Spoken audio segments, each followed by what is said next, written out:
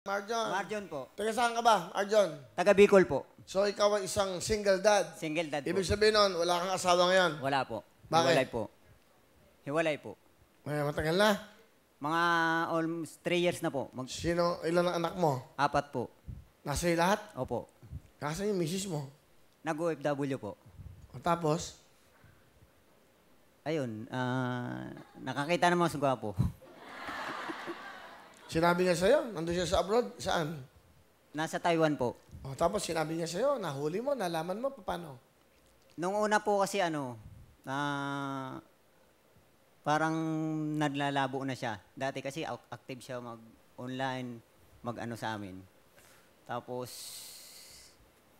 hanggang sa wala nang, hindi na katulad dati. Napipil ko na. Hindi siya sinabi sa'yo? Umamin nung bandang huli na sabi niya kung magkakasala ba ako sa'yo, matatanggap mo pa ako uli. Siyempre para sa akin masakit. Tinanong niya yung kung sakali o nagkasala na siya? Yun ang tanong ko. Sabi ko, bakit? Nagkasala ka na ba? Sabi niya, hindi na siya sumagot. Tapos yun na, umamin na siya na may karelasyon na siya.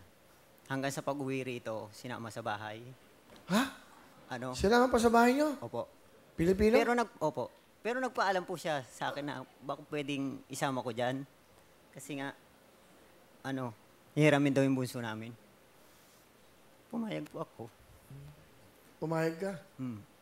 Para sa mga bata, gusto nila makita eh. Gusto nila makita yung anak ko. Pumayag ka? Wala naman akong magawa. Kasi talagang kahit ano bang sabihin ko, ayaw niya na eh. Pumayag na lang po ako. So nakita mo yung lalaki? Opo, pinapasok ko po sa bahay. Sabi ko, pumasok siya. Kasi hindi po siya pumapasok eh. Tapos yung pinakilala po sa anak ko, masakit. Kasi nakakapanghinayang. Almost 16 years po kaming nagsama eh. Dahil dun sa pangarap namin. Bakit mo siya pinayagan kasi mag-abroad? Na dapat ikaw na lang ang umalis para yung mga anak mo, may kalinga na isang ina. Ayaw ko nga rin sana nung una dahil may trabaho naman kami parehas dito. Bakit? Anong rason niya ba't umalis siya? Siguro, dahil nagtrabaho sa sa isang nagkaayaan sila. Ngayon, nagpaalam sa akin ng maayos. O, nangyari na yun. Nandun sa bahay mo. Ano sabi ng lalaki? Hindi umiimik. Hinayaan ko rin lang. Kinukuha yung damit ng anak mo na bunso. Ano nararamdaman mo nun? Masakit. Kasi siyempre, nakakapanghinayang. Sobrang nangihinayang. Kahit hanggang ngayon. Pero unti-unti nang Pero ngayon ba, may asawa ka? Wala po. Hindi ko magawang dahil yung mga anak ko, 4 nasa akin eh. Lahat ako lang tumataguyod. Eh wala naman akong construction lang ako. Minsan, kahit na lang, nagtitinda ng sa harapan ng bahay, mga merienda, nag-burger kami mag-ama. Yung ba mga anak mo, nag-aral? Opo, yung isa po, kakikinder lang ngayon. Yung 6 years old, yung bunso.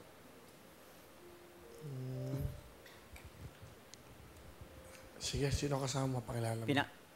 Pinapakilala ko nga pala sa inyo yung anak kong panganay na si Joanna. Hello po, Kuya Will. Hello. Hello po. Joanna. Ikaw ang bunso? Panganay po. Sorry, ikaw ang panganay. Opo. Gusto mo sabihin sa tatay mo? Pa. Mahal na mahal kita kahit na makulit kami.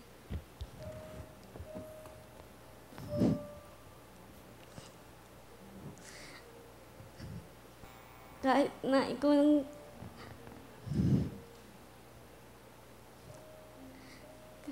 yung naging nanay na namin. Mahal na mahal kita. Magtatapos ako ng pag-aaral para sa'yo. Maraming salamat.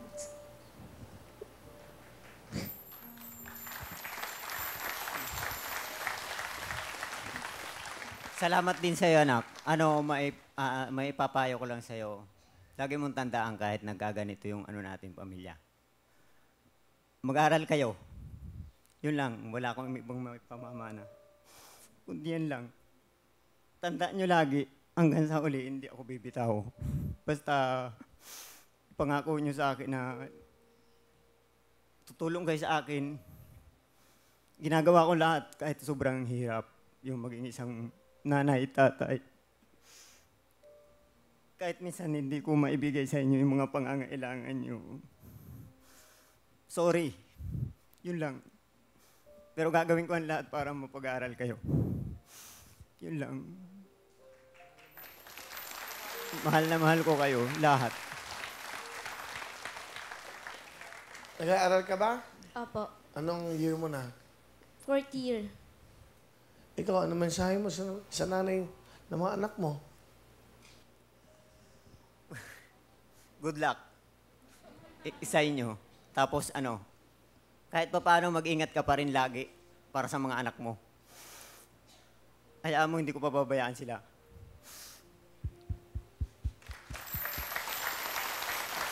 Masakit. Masakit pero tinanggap ko na.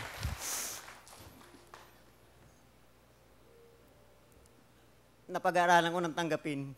Basta lagi kang mag-iingat. Para sa mga anak mo, tulungan mo ko kahit pa paano.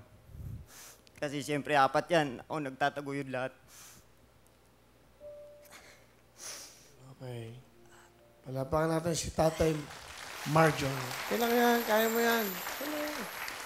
Alam mo, huwag kang mawawala ng pag-asa. Ganun talaga. Pag mahina ka, yung 4 na anak mo, hihina din. Pakita mo sa kanila, kaya mo yan. Ganun talaga eh. Ang buhay, di ba? Opo, Kuya Will. Kung sa tingin mo, wala ka namang kasalanan. Di ba? At least may 4 kayong anak. Lagi ko nga sinasabi sa kanya, yung mga, ng mga chismis-chismis na yun, hindi totoo. Saka, udyok lang talaga yun ang ayaw sa akin ng pamilya niya. Pero, naando na yun eh. Tapos na po lahat. Sige. Good luck. Importante yung mga anak mo. Happy Father's Day. Okay, Tatay Marjon, meron ka 10,000. Thank you, Will!